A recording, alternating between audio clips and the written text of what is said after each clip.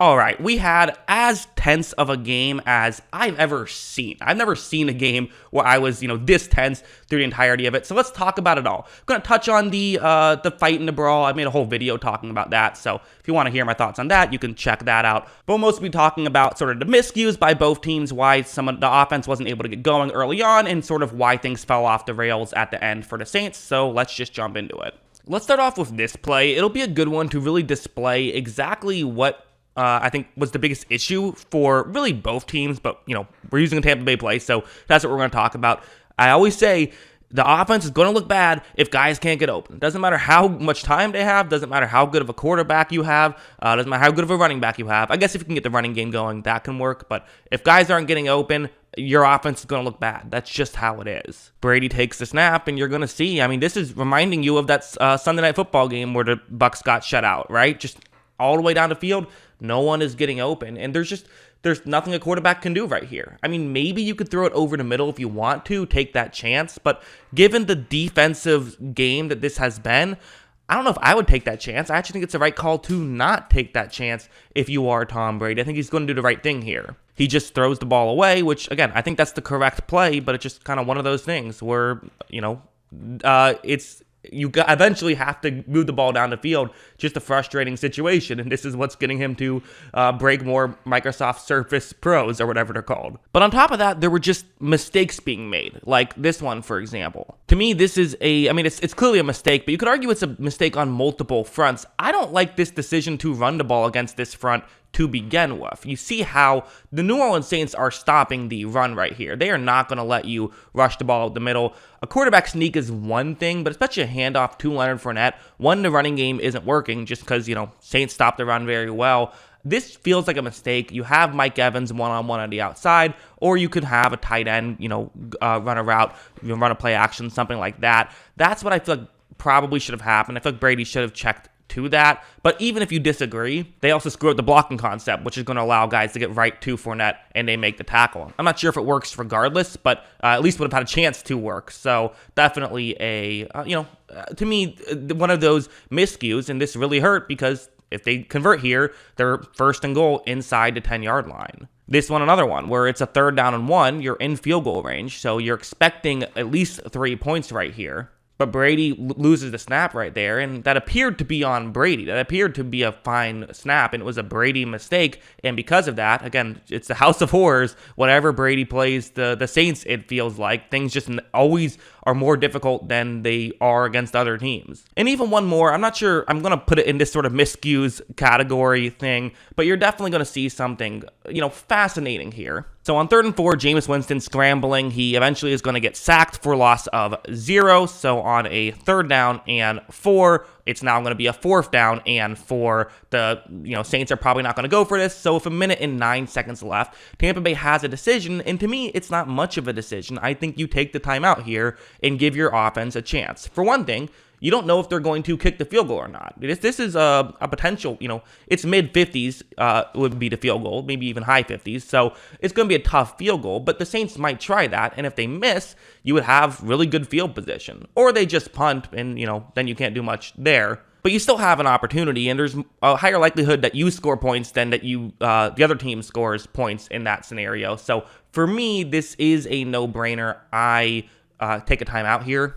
Todd Bowles is going to let the clock entirely run out. Listen, I get it. I understand the logic behind it. The game, has certainly not gone Tampa Bay's way, especially on offense. But, I still feel like give your offense another chance. The fact that it's not going well on offense, to me, means you have to give them more opportunities just as much as this stuff. However, on the flip side, something like this, it was not only Tampa Bay that was beating themselves at time. I thought Winston, for the most part, a lot of what he was doing is looking downfield, seeing nothing open downfield, so he just hits his halfback and gains some yards. That was kind of why there's the high completion percentage but low yards per attempt, just because you're hitting a halfback a lot. Listen, it's a fine strategy. It's take what's there. I think that's good. But Winston made a couple of errors, this one being one of them. Watch how Winston runs the play action. Winston is going to load up and throw, and he has Chris Olave down the field. This one, if he hits it, could potentially be a touchdown. Instead, it's a missed throw, and this is something that has plagued Winston throughout the course of his career, is his deep balls are not the most accurate. That's just been something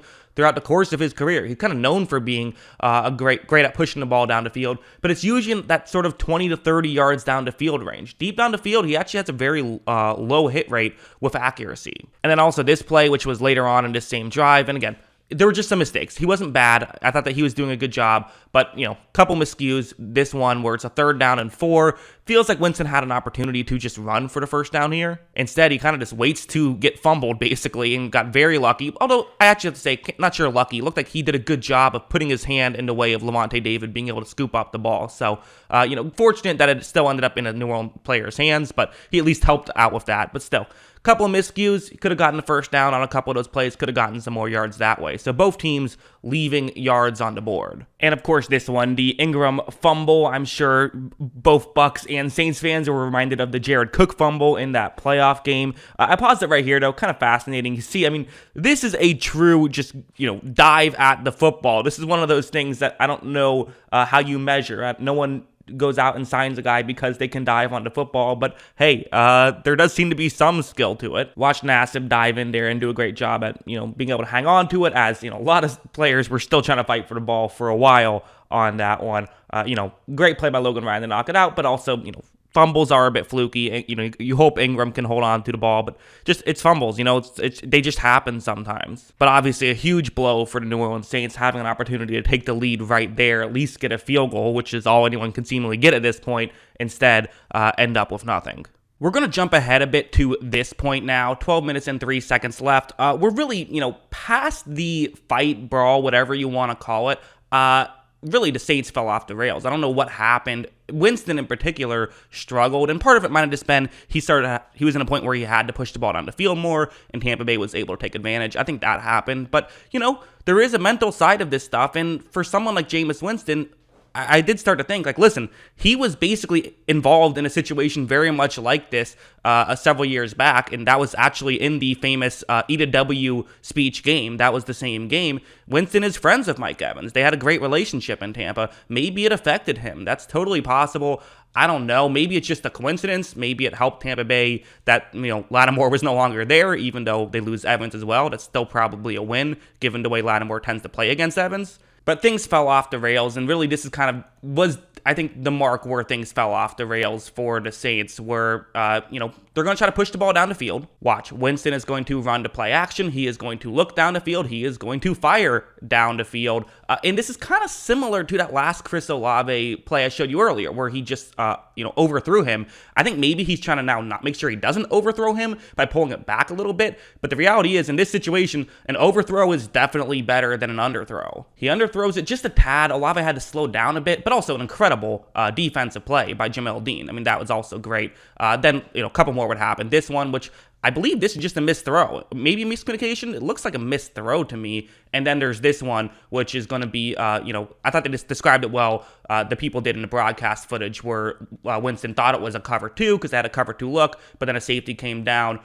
Winston did not see the safety. Mike Edwards come down.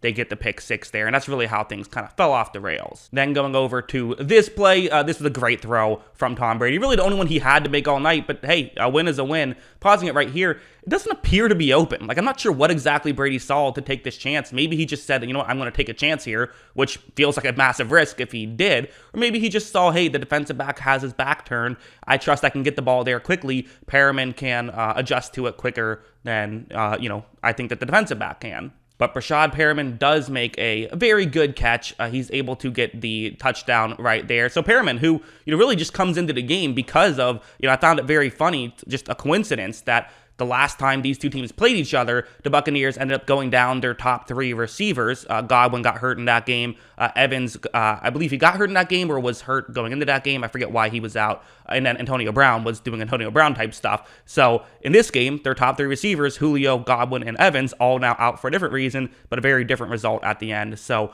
crazy game. What did you guys think? Let me know. What were your thoughts on this, high stress game, certainly. Let me know in the comments below. Always love hearing from you. And of course, as always, thanks for watching.